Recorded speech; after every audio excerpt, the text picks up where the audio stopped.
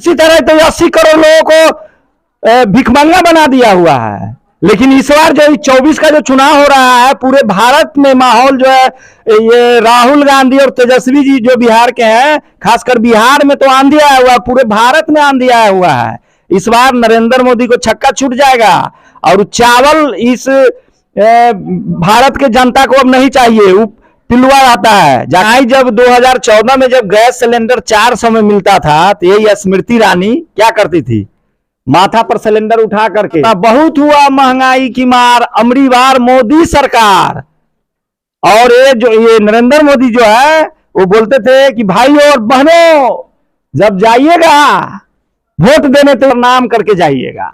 इस बार मैं जनता, पूरे भारत और बिहार के और सीतामढ़ी के जनता से कहना चाहता हूं कि जब कांग्रेस की सरकार थी तो 400 गैस सिलेंडर का दाम था, अभी कितना हो गया है 1200। तो इस बार भी चुनाव में जाइएगा तो गैस सिलेंडर को प्रणाम करके ही जाइएगा और तभी मतदान कीजिएगा।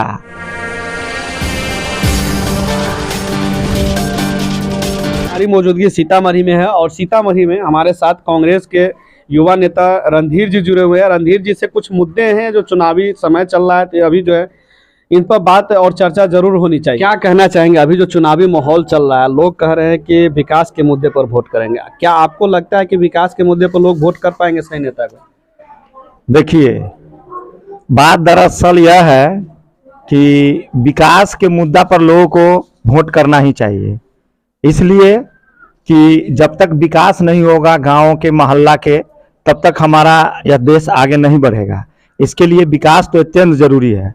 और खासकर अभी जो आप देख रहे हैं, ये 10 वर्षों से जो शासन नरेंद्र मोदी और अमित शाह का जो हिटलर शाही चल रहा है, इसमें जनता जो है, खासकर गरीब जो है सो और गरीब होता जा रहा है। लेकिन मोदी जी क्या कहते हैं कि गरीबी मिटाना नहीं है, गरीब को ही मिटा दो। मोदी जी कह रहे हैं कि हम घर घर अनाज दे रहे हैं, आप कह रहे हैं कि मोदी जी कह रहे हैं गरीबी को मिटाना है।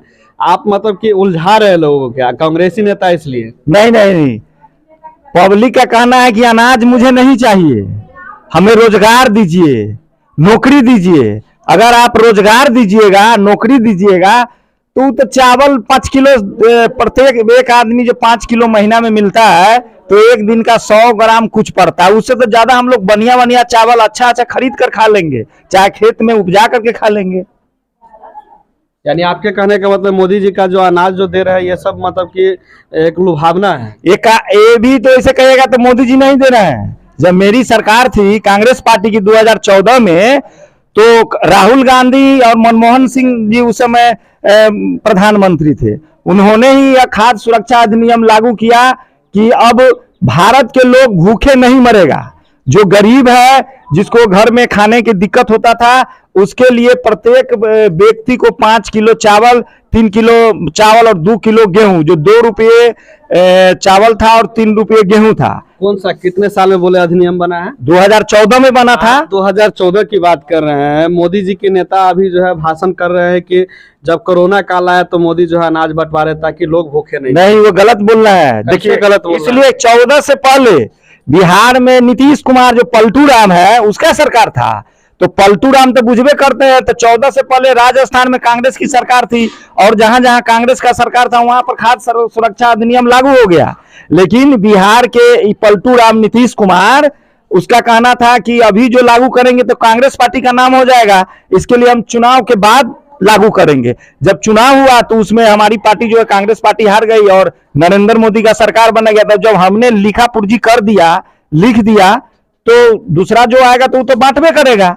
तो दरअसल वो चावल जो है तो कांग्रेस का ही देना है, और उसी के नाम पर वो हर समय कहते हैं। अरे एक भिखारी की तरह आपके घर, आप ही मान लीजिए, आपके घर अगर कोई आदमी जाएगा भीख मांगने के लिए, उसको आप क्या देते हैं? हम लोग भी तो अभी अनाजे वगैरह दे देते हैं। तो इसी तरह तो 80 करोड़ लोगों को भिखमंगा बना दिया हुआ है। लेकिन इस बार जो 24 का जो चुनाव हो रहा है, पूरे भारत में माहौल जो है, ये राहुल गांधी और तेजस्वी जी जो बिहार के हैं, खासकर बिहार में तो आंधी आया हुआ है, पूरे भारत में आंधी आया हुआ है।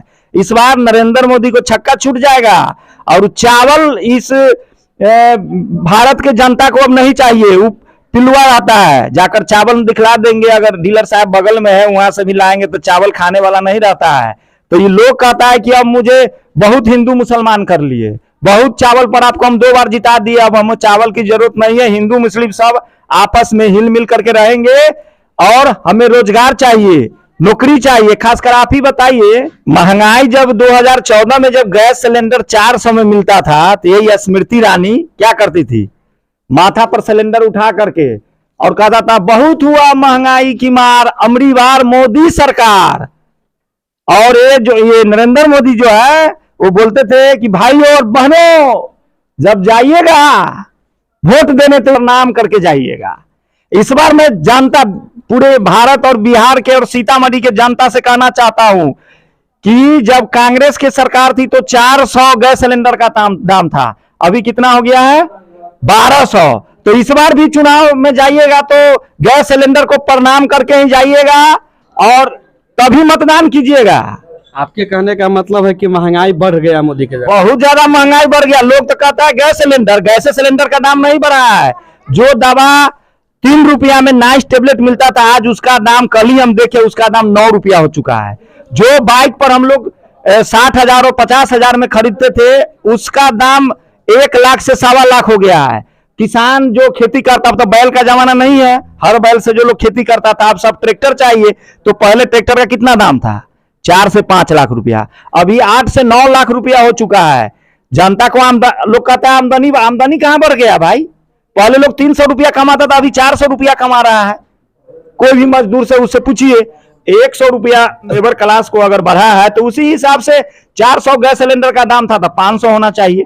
लेकिन तेजस्वी जी और राहुल गांधी इनको क्या कहना है कि जब इंडिया गठबंधन का सरकार 24 में जो बनने वाली और लगभग फाइनल है कि बनने जा रहा है, तो अगर हमारी सरकार बनती है कांग्रेस पार्टी की तो 500 रुपया में गैस सिलेंडर देंगे और 500 में।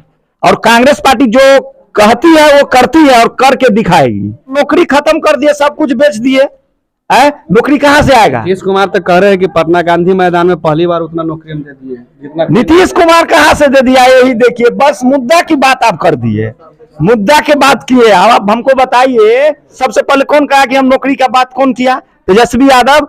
और तेजस्वी यादव कहा कि अगर हमारी सरकार, महागठबंधन उसमें कांग्रेस पार्टी भी है, अगर हमारी सरकार बनती है तो 10 लाख नौजवानों को नौकरी देंगे।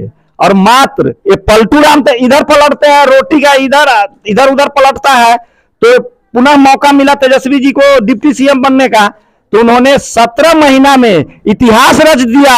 जो पूरे भारत में नहीं हुआ वह बिहार में हुआ। एक दिन में 1,20,000 नौजवानों को नौकरी कहां मिला है, आप बताइए, कहीं मिला है? ये तो हम सही चलिए देख लिए हैं, लेकिन जो अभी जो चल रहा है, नीतीश सरकार सभी जगह कर रहे हैं। उनकी जो पार्टी के लोग हैं, जैसे आप लोगों जैसे युवा नेता है, उनका कहना है कि नीतीश कुमार मुखिया थे, उन्हीं के द्वारा नौकरी दिया गया। आप कह रहे कि तेजस्वी यादव आए हैं डिप्टी सीएम, उनके द्वारा नौकरी दिया गया, हम कैसे मान लें? सुनिए, विभाग हमारा, मंत्री मेरा, और क्रेडिट ले लेंगे नीतीश जी।